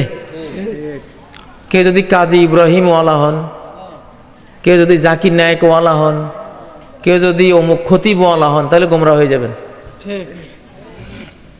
কাজী ইব্রাহিম তো ইসলামের দলিল না, জাকির নায়েক সাহেব ইসলামের দলিল না, পীর সাহেব বুজুর্গ সাহেব ইসলামের দলিল না। দলিল সর্বনাশটা এখানেই হয়েছে। আমরা হইলাম এখন হুজুরওয়ালা মুসলমান। ঠিক না? যার যার হুজুর তার। আমার হুজুর কি কম বুঝে? এখন যত কিসিমের হুজুর তত কিসিমের ইসলাম, তত দল, তত খুনাখুনি মারামারি। অতএব এগুলি মাইনাস, ডিলেট। আল্লাহওয়ালা রাসূলওয়ালা, বাস শেষ। কোরআনওয়ালা, হাদিসওয়ালা, সুন্নাহওয়ালা, তাহলে সারা বিশ্বের মুসলমান এক হয়ে যাবে। আর কাজী ইব্রাহিম ওয়ালা হইলে সবাই তো আর কাজী ইব্রাহিমকে ভক্তি করবে না, কেউ অবশ্যই থাকবে আরেক খতিবওয়ালা। তাহলে ওই ওয়ালার এই ওয়ালারা মারামারি করবে না? হ্যাঁ, এই ওয়ালারা বলবে আমাদের হুজুর বেশি জানে, ওই ওয়ালারা বলবে না আমার হুজুর তোমার হুজুর চেয়ে বেশি জানে। এই তো লাগলো মারামারি। অতএব কাজী ইব্রাহিমেরও কোনো ওয়ালার দরকার নাই, জাকির নায়েকেরও ওয়ালার দরকার নাই, কোনো আলেম পীর ফকিরেরও কোনো দল তরিকার দরকার নাই। তরিকা হলো মুহাম্মদুর রাসূলুল্লাহর, ইবাদত হলো আল্লাহ তাআলার। বাস, কোরআন বেসড মুসলিম, সহিহ সুন্নাহ বেসড মুসলিম। তাহলে সারা বিশ্বের মুসলমানরা পৃথিবীর উত্তর মেরু থেকে দক্ষিণ মেরু পর্যন্ত এখন এক হয়ে যাবে, এক হয়ে যাচ্ছে ইনশাআল্লাহ। উম্মতের চিন্তায় আমরা আসি। আমি যে কথাটা বলছি এটা নফল কথা না, এটা ফরজ কথা। কি কথা? কোরআনওয়ালা হওয়া, রাসূলওয়ালা হওয়া, সুন্নাহওয়ালা হওয়া, এটা ফরজ। কাজী ইব্রাহিম ওয়ালা, জাকির নায়েক ওয়ালা, অমুক ওয়ালা, তমুক ওয়ালা, এগুলি হওয়া হারাম। এগুলি হওয়া কি হারাম। এরা ওস্তাদ হইতে পারে, মহব্বত করবেন, ওস্তাদ দোয়া করবেন, বাস শেষ। এই তো আদর্শকে মুহাম্মদুর রাসূলুল্লাহ সাল্লাল্লাহু আলাইহি ওয়াসাল্লাম, এইটা যদি হয়, সাহাবীরা কোরআনওয়ালা ছিলেন আর সুন্নাহওয়ালা ছিলেন, আলহামদুলিল্লাহ। এই জন্য সবার কথা একরকম, ঠিক না? ইমাম মাহদী তিনি হবেন আল্লাহওয়ালা, রাসূলের সুন্নতওয়ালা। এই জন্য সারা বিশ্বকে শাসন করবেন, কোন মতবিরোধ থাকবে না। ঈসা আলাইহিস সালাম হবেন আল্লাহওয়ালা, সুন্নাহওয়ালা। সহিহ মুসলিমে আছে ইয়াকুদুকুম বিকিতাবি রাব্বিকুম ওয়া সুন্নতি নাবিয়্যিকুম। ঈসা আলাইহিস সালাম এসে গোটা মুসলিম জাহান, গোটা বিশ্ব জাহানকে পরিচালনা করবেন আল্লাহর কিতাব দিয়ে, রাসূলের সুন্নাহ দিয়ে। সুবহানাল্লাহ। কারো কোনো বানোয়াট কোনো কিছু দিয়ে তারা বিশ্বকে শাসন করবেন না। এখানেই উম্মত এক হয়ে যাবে। আর উম্মত যখন এক হয়ে যাবে, সারা বিশ্বের মানুষ হেদায়েত পেয়ে যাবে ইনশাআল্লাহ। সারা বিশ্ব আপনাদের দিকে তাকিয়ে আছে যে আপনারা মারামারি বাদ দিয়া এখন, ঠিক না? মারামারি বাদ দিয়া এখন প্রত্যেকে সমীহ করুন, শ্রদ্ধা করুন, মানুষকে আল্লাহর কথা বলুন। যখন মতবিরোধ থাকে, বিভিন্ন ইখতিলাফ থাকে, তখন সবার উচিত সবার ব্যক্তিগুলিকে বাদ দিয়া আল্লাহমুখী হওয়া, রাসূলমুখী হওয়া। সূরা আন-নিসার 59 নম্বর আয়াতে আল্লাহ ডাইরেক্ট নির্দেশ দিয়েছেন, ফাইন তানাযাতুম ফি শাইইন ফারুদ্দুহু ইলাল্লাহি ওয়ার রাসূল। যদি কোনো জিনিসে ঝগড়া বিবাদ মতবিরোধ সৃষ্টি হয়, তোমরা দুই পক্ষের আলিম ওলামা দরবেশ কে কাকে ভক্তি করো মানো, সবাইরে বাদ দাও। সবাইরে কি? তুমি তোমার কাজী ইব্রাহিমরে বাদ দাও, তুমি তোমার জাকির নায়েক বাদ দাও, তুমি তোমার পীর সাহেবের বাদ দাও, তুমি তোমার ওলিয়া উলিয়া কে আছে বাদ দাও, সব বাদ।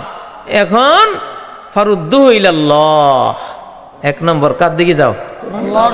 আল্লাহর দিকে যাও, মানে আল্লাহর কোরআনে কি কয় সেটা বাইর করো।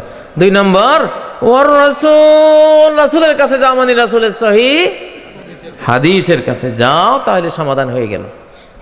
আর কোনো ভেজাল নাই। আল্লাহ যা বলবেন, রাসূল যা বলবেন, বাস শিরোধার্য, চোখের উপরে চোখের পুতুল বানিয়ে কবুল করে নেব, ঠিক না? এটাই তো ইসলাম। ওয়াকালু সামি'না ওয়া আতা'না, তারা বলে শুনলাম আর মানলাম, শুনলাম আর মানলাম। ভাই আমরা বাংলাদেশের মুসলমান, আমরা কি 100% নির্ভুল আছি? অনেক ভুল আছে। আমার জীবনে অনেক ভুল ছিল, আমার জীবনে অনেক ভুল ছিল। আমি নিজেও একজন পীরজাদা।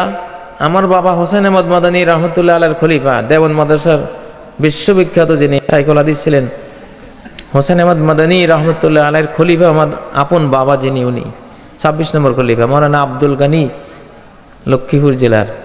আর আমার নানা ছিলেন আশরাফ আলী থানভী রহমতুল্লাহ আলাইহির খলিফা, হাফিজি হুজুর, আমার নানা শামসুল হক ফরিদপুরি শাহ, মাথার আলী হুজুর। এই 4 জন আশরাফ আলী থানভী রহমতুল্লাহ আলাইহির শ্রেষ্ঠ খলিফা বাংলাদেশের। আমার নানা আব্দুল আজিজ জানাবওয়ালা লক্ষ্মীপুরের, ওনাকে আশরাফ আলী থানভী রহমতুল্লাহ আলাইহি পুত্র বলে স্নেহ করতেন। আমার পুত্র তুমি, ফেরেশতার মতো ছবি। আশরাফ আলী থানভী রহমতুল্লাহ আলাইহির বালিশ 122 বছর বয়স, সেই বালিশের আমার নানার বাড়িতে আছে, সংরক্ষণ করা আছে কাঁচের গ্লাসে। আশরাফুল উলুম মাদ্রাসা করেছিলেন আশরাফ আলী থানভী রহমতুল্লাহ আলাইহির নামে, ওই মাদ্রাসার আলমারিতে এখনো বালিশটা আছে। আমারই আপন মামা লালবাগের মুফতি আব্দুল মুইজ রাহিমাহুল্লাহ, বাংলাদেশ স্বাধীন বাংলার প্রথম জাতীয় মসজিদের খতিব। বঙ্গবন্ধু নিজে আমার মামাকে জাতীয় মসজিদের মিম্বরে বসিয়ে দিয়েছিলেন যে আপনি খতিব হবেন। 300 বছর থেকে আমরা এই বাংলাদেশে ইসলাম প্রচার করি, আলহামদুলিল্লাহ। আমার বংশ, আল্লাহ নেয়ামত, গৌরবের কিছু নাই। কিন্তু সেখানে আমি দেখেছি অনেক জিনিস এখন আমি চেঞ্জ করতেছি, সংস্কার করতেছি। এক সময় এই বাংলার বাঘা বাঘা সব আলেমরা পড়তো আলিফ বে তে সে, এখন আলিফ বে তে সে পড়লে মক্তব থেকে বের করে দিবে শিক্ষক, যে ভুল পড়াচ্ছেন, ঠিক না? আলিফ বে তে সে, রে জে হে খে, ঠিক কিনা? ঠিক কিনা? বলছিলাম না? যত বড় মুহতামে মুফতি শফি আহমদ, বাইতুল মোকাররমের খতিব কাজী ইব্রাহিম, সব এক নৌকার মাঝি। সবাই আমরা বে তে সে জিম হে খে রে জে এগুলি পড়ছি, পড়ছেন না? এখন যে রাজা বলেন বা তাসা বলেন, শরম লাগেনি? শরম লাগে না? শরমের কিছু নেই। ভুলে শুদ্ধে মানুষ, ভুল আছে যখন জানছি যে ভুল, সংশোধন করে নেব, আলহামদুলিল্লাহ। কোরআন কিন্তু ভুল করে নাই। কোরআন বলছে হামিম, হা হে, হে নাই কোরআনে, কি আছে? হামিম, রে নাই, আলিফ লাম র, আল্লাহু আকবার। কিন্তু ওই সময় তো আমাদের বাঘা বাঘা ওস্তাদরা সবাই আলিফ লাম র, আলিফ লাম রে তো পড়ে নাই কেউই। কোরআনে পড়ে র, মুক্তবে আসি পড়ায় কি রে। চিন্তাই করে নাই যে এই ডিফারেন্টটা, এই পার্থক্যটা কেমনে হলো। এ কোরআন শুদ্ধ না এটা শুদ্ধ? অবশ্যই কোরআন শুদ্ধ, তাহলে এটা ভুল, ঠিক না? আচ্ছা কোন যে শিক্ষকের ক খ গ গ এবিসিডি ভুল, তার আর কি শুদ্ধ হইব কোন? এই বেটা, তোর ক খ গ গই ঠিক নেই, তুই কিসের পণ্ডিতি দেখ যা। বাংলাদেশে পড়ালেখা করে পণ্ডিতি ভুলে ভরা, মাথার তালু থেকে পায়ের তালু পর্যন্ত। আমার নিজের গায়ে তো কত ভুল ছিল, এখন শরম লাগে, ওই কথা মনে হইলে শরম লাগে আমার। অতএব ভুল আছে নিঃসন্দেহে, ভুল আছে নিঃসন্দেহে। কায়দায় বাগদাদিটাই ঠিক করতে পারলাম না, আর বোখারি ঠিক করবো কবে? যে জাতির কায়দায় বাগদাদিটাই ভুল, সেই জাতি যে বোখারিতে ভুল করছে, মুসলিম পড়তে বুঝতে ভুল করছে, তিরমিজি বুঝতে ভুল করছে, হাদিস কোরআন বুঝতে ভুল করছে, সন্দেহ আছে কোনো? কোরআনের কতটুকু বুঝছি, কতটুকু বুঝছি ও ভাইরা? ওয়াত্তিন ওয়াজ্জাইতুন ওয়া তুর সিনিন ওয়া হাযাল বালাদিল আমিন। কসম তিনের, ডুমুরের, ডুমুর চিনেন? যজ্ঞ ডুমুর চিনেন? যজ্ঞ ডুমুর থোপা থোপায় হয় যে, পাকলে এটাকে ফাটাইলে পোকা উড়ে যায়, একটু খায়, কবিরাজরা ওষুধ বানায়, চিনেন এটা? পুকুর পাড়ে হয় বেশি, জঙ্গল টঙ্গলে হয়।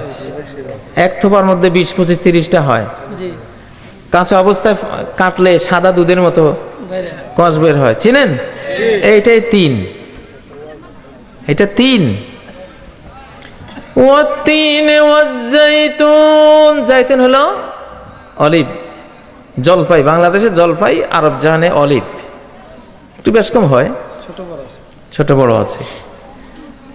যজ্ঞ ডুমুরের কসম, জলপাই, অলিভের কসম, আরো দুইটা কসম আছে। যাই হোক, কসম শেষে কি বললেন? লাকাদ খালাকনাল ইনসানা ফি আহসানি তাকওয়িম, নিশ্চয় আমি মানুষকে সবচেয়ে সুন্দরতম গঠনে সৃষ্টি করেছি। সুবহানাল্লাহ। মানুষের মতো সুন্দর গঠন আর কারো নাই। এটা এখনকার যারা ইঞ্জিনিয়াররা এটা প্রমাণ করেছে যে মানুষের দৈর্ঘ্য প্রস্থের যে গঠন প্রণালী, এর চেয়ে উত্তম সুন্দর গঠন প্রণালী আর কল্পনা করা যায় না।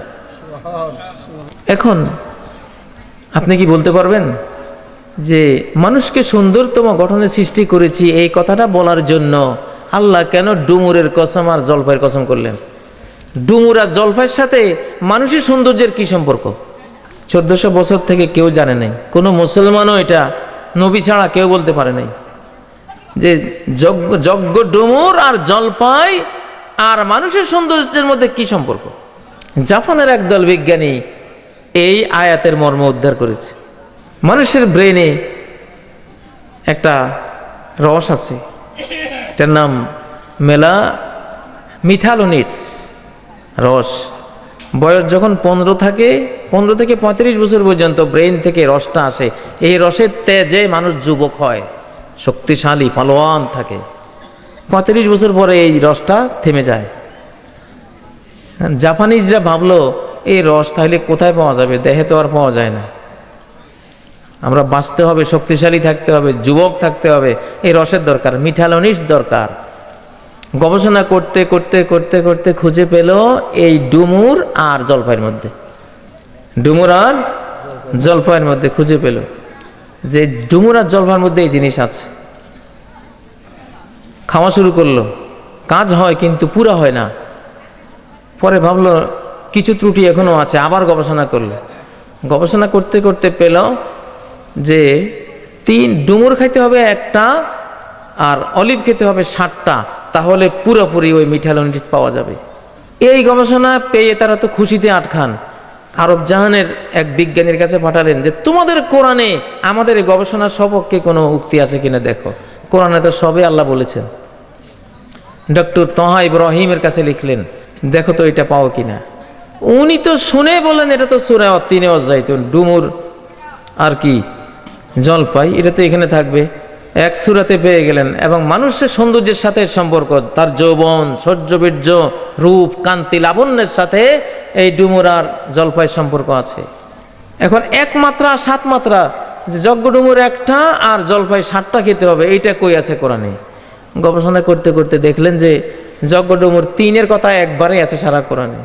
3 ছাড়া আর কোথাও 3-এর কথা নাই। 1 মাত্রা পাওয়া গেল, বনল, মিলে গেল, বিজ্ঞান গবেষণার সাথে কোরআন মিলে গেল। এবার অলিভ কয়বার আছে দেখা যাক। ঘাঁটতে ঘাঁটতে পেলেন অলিভ ঠিক 7 বার। আল্লাহু আকবার। উনি লিখলেন, বিজ্ঞানী ভাই তোমার গবেষণা 1400 বছর আগের কোরআনেই বর্ণিত আছে এই আয়াত। 1 মাত্রার ডুমুর, 7 মাত্রা জৈতুন। এইটা পাওয়ার পরে জাপানি ওই বিজ্ঞানীদের হেড অফ দ্য ডিপার্টমেন্ট উনি বললেন, এই কল্পনায় আমাদের আগে কেউ করে নাই যে এই জিনিস মানব দেহে আছে, এই কারণে মানুষ বুড়ো হয়, এটার অভাবে বুড়ো হয়। মুহাম্মদ সাল্লাল্লাহু আলাইহি সাল্লামের পক্ষে, ওনার যুগের কোন মানুষের পক্ষে এই তথ্য দেয়া সম্ভব নয় যদি সৃষ্টিকর্তা স্বয়ং এই তথ্য না দিতেন। অবশ্যই এই কোরআন এটা স্রষ্টাই বলেছে, সৃষ্টিকর্তাই এমন কথা বলতে পারে, কোন মানুষ এমন কথা বলতে পারে না। অতএব আমি কালিমা বললাম, আশহাদু আল্লা ইলাহা ইল্লাল্লাহ। ওই বিজ্ঞানীদের যিনি সর্দার, তিনি ইসলাম কবুল করলেন। আল্লাহু আকবার। এই বুঝটা কি আজকের আগে আপনারা শুনেছেন? তাহলে বোঝা গেল আমাদের বুঝ এখনো বাকি আছে, সব আমরা বুঝি না। অতএব যারা সব বুঝি নাই, তারা যদি এই অভাবটা মনে রাখেন যে না, আসলে আমার অনেক অভাব আছে, আমাকে আরো জানতে হবে, বুঝতে হবে, তাহলে আমি আলহামদুলিল্লাহ পড়বো ইনশাআল্লাহ। তাহলে আলহামদুলিল্লাহ পড়ার কারণ তৈরি হবে, কারণ আপনি হেদায়েত পেয়ে যাবেন। কোরআন আপনাকে টানবে ইনশাআল্লাহ। ইনশাআল্লাহ। আপনি কি জানেন আমেরিকার একদল বিজ্ঞানী গাছের পাতার মধ্যে তারা একটা আলো ফ্লাশ হচ্ছে, গাছের বডিতে, পাতাতে, কাণ্ডে, বালুকণায়, পাথরে, সারা ওয়ার্ল্ডে সর্বত্র একটা আলো বিচ্ছুরণ হয়, একটা কম্পন আসে, একটা আওয়াজ আসে। পদার্থবিজ্ঞানের ভাষায় এটার কোনো ব্যাখ্যা তারা খুঁজে পায় না, যে এই জিনিসগুলির মধ্যে কম্পনটা কেন আসে, আলো বিচ্ছুরণ হয় কেন, আওয়াজ হয় কেন, কি এগুলি। মার্কিন বিজ্ঞানীরা গবেষণা করতে করতে অস্থির হয়ে ব্রিটিশ বিজ্ঞানীদের কাছে দিলেন যে দেখো তো এটা কি জিনিস। ব্রিটিশ বিজ্ঞানীরা খুঁজে পেল না। ব্রিটিশ বিজ্ঞানীদের মধ্যে একজন আমাদের এই উপমহাদেশের মুসলিম বিজ্ঞানী ছিলেন। 5 দিন পরে উনি জানালেন যে এই ব্যাখ্যা আমাদের কাছে আছে কোরআনে। পাতার মধ্যে কেন আলো ফ্লাশ হয়, কম্পন হয়, আওয়াজ হয়, কি বলে, পাতারা কি বলে, কি যেন বলতে চায় ওরা।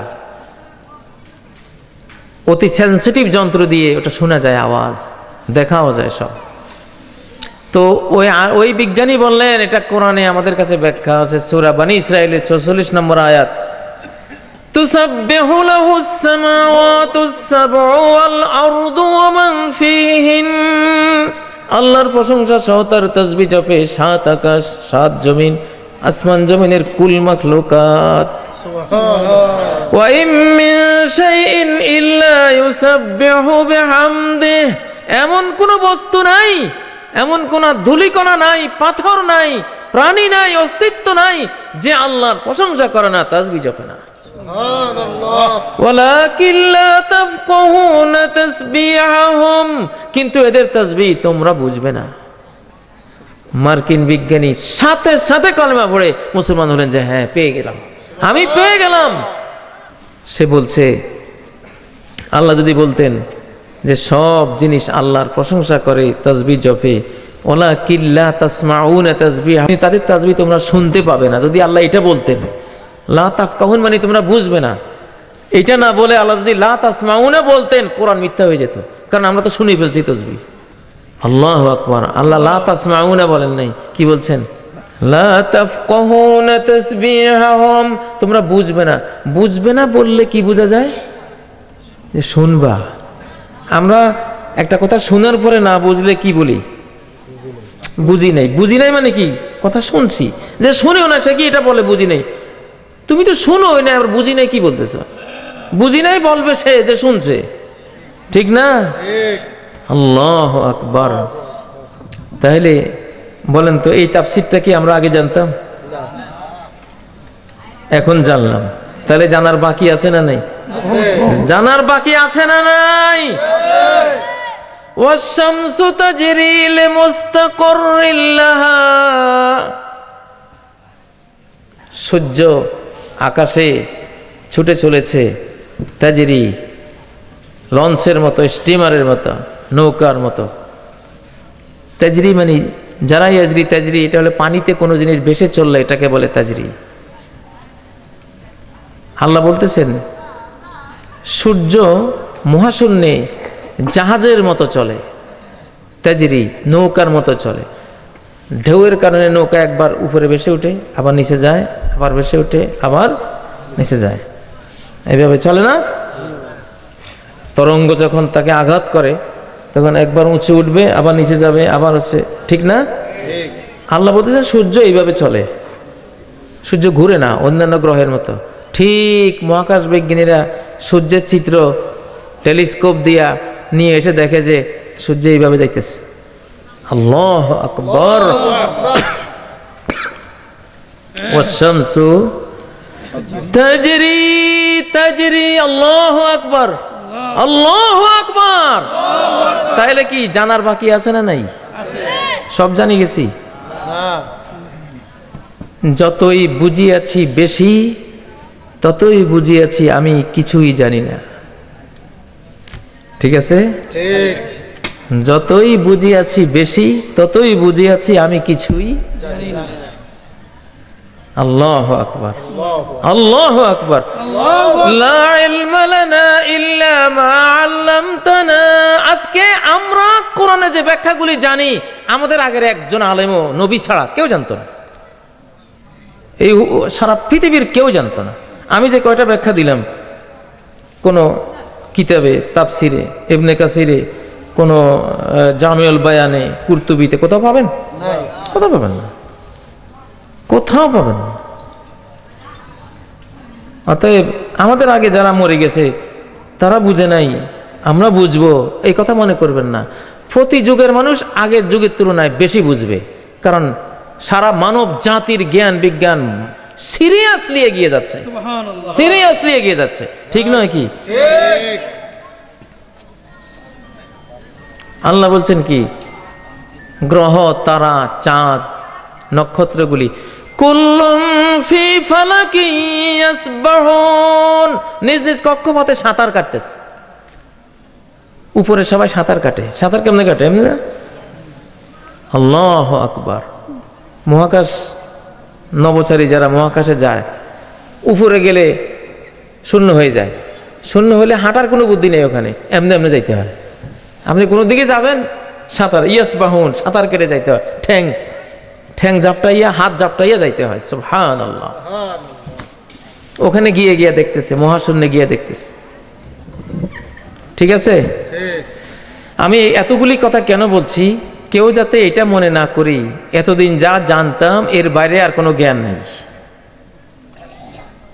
এর বাইরে আর কোনো জ্ঞান নাই, এটা যাতে কেউ মনে না করি। এই যুগটা শিরকের ছড়াছড়ি হচ্ছে, এই উম্মতের বিশাল বিশাল গ্রুপ মুশরিকদের সাথে মিলে যাচ্ছে। লা তাকুমুস সাআতু হাত্তা তালহাকা কাবাইলু মিন উম্মতি বিল মুশরিকিন, আমার উম্মতের অনেক গোত্র মুশরিকদের সাথে গায়রুল্লাহ পূজারী হয়ে যাবে কিয়ামতের আগে। আল্লাহু আকবার। এই অবস্থা হবে। আজকে হইছে না? হইছে। অতএব যেই কোনো এখনকার যুগের মানুষদের উচিত কোরআন এবং সুন্নাহর বিশুদ্ধ জ্ঞান যেখানে যা পাবো সেখান থেকে তা আহরণ করে নেব, গ্রহণ করে নেব ইনশাআল্লাহ। তাহলে কিন্তু হেদায়েতের আপনি রাস্তা পেয়ে যাবেন, সঠিক রাস্তা পেয়ে যাবেন। আপনি যদি কোরআন ভিত্তিক হন, নবীজির হাদিস ভিত্তিক হন, আলহামদুলিল্লাহ আমার জীবনে আমি এত শান্তি পাই। এখন অনেক কিতাব পড়তাম ছাত্র জীবনে, কিতাব পড়তে পড়তে চোখ প্রায় অর্ধেক ক্ষয় করে ফেলেছি, এখন আর পড়ি না, এখন আর কোরআন আর হাদিস ছাড়া আর কিছু পড়ি না। এত মজা লাগে। আল্লাহু আকবার। প্রত্যেকটা হাদিস একটা অলৌকিক, প্রত্যেকটা আয়াত একটা অলৌকিক ইনফরমেশন, একটা তথ্য আমাদেরকে দিচ্ছে। সুবহানাল্লাহ। প্রিয় ভাইরা, সেজন্য আমি আপনাদেরকে আহ্বান করব, মুসলমানদের ঐক্যবদ্ধ হওয়ার সময় হয়েছে। মুসলমানদেরকে মারার জন্য সারা বিশ্বের বেঈমানরা একসাথে হয়েছে, সব ভয়ঙ্কর মারণাস্ত্র নিয়ে, ঠিক না? এই সময় আমাদের বিভেদ করার সময় নাই। ভাইয়ের কপালে যদি ধুলিবালি দেখেন, সেটা রুমাল দিয়ে মুছে দিবেন, তাহলে ভাই আপনাকে খারাপ বলবে না, ঠিক না? ভাইয়ের কপালে ধুলিবালি দেখলে জুতা দিয়ে মুছতে গেলে সংঘাত লাগবে না? সংঘাত লাগবে। কটু কথা, কর্কশ কথা দিয়ে কোনো সমাধান আসবে না। আল্লাহ বলেছেন ওয়াকুলু লিন্নাসি হুসনা, মানুষকে সুন্দর কথা বলো, সুন্দর কথা বলো। ভাই সহিহ হাদিস, সহিহ সুন্নাহ, এটা কি কাজী ইব্রাহিমের বাবার ধন, জাকির নায়েকের বাবার ধন, নাকি সব মুসলমানের ধন? সব মুসলিমের ধন, গোটা মানব জাতির ধন। সবার অধিকার আছে একটি হাদিস বিশুদ্ধ হলে সেটার উপরে আমল করা। ইমাম আবু হানিফা রাহমাতুল্লাহ আলাইহি বলেছেন ইজা সাহহাল হাদিসু ফাহুয়া মাযহাবি, হাদিসটি সহিহ হলে হলো, আর কিছু দেখার নাই, বাস এটাই আমার মাযহাব, এটাই মানো। সব ইমামদের একই বক্তব্য, আল্লাহর বক্তব্য এটাই, রাসূলের বক্তব্য এটাই, হাদিসটি শুধু মিথ্যা না হলেই হলো, মিথ্যা হলে তো মান কাযাবা আলাইয়া মুতাআম্মিদান ফালিয়াতাবাওয়া মাকআদাহু মিনান নার, যে ইচ্ছে করে আমার উপর মিথ্যা আরোপ করবে সে তার ঠিকানা যাতে জাহান্নামে তৈরি করে নেয়। প্রিয় ভাইরা, এই ফিতনা ফাসাদের যুগে আলেম ওলামাদের এক হওয়া উচিত। সব মুসলিম যারা আল্লাহকে চান, ভালোবাসেন, এক হওয়া উচিত।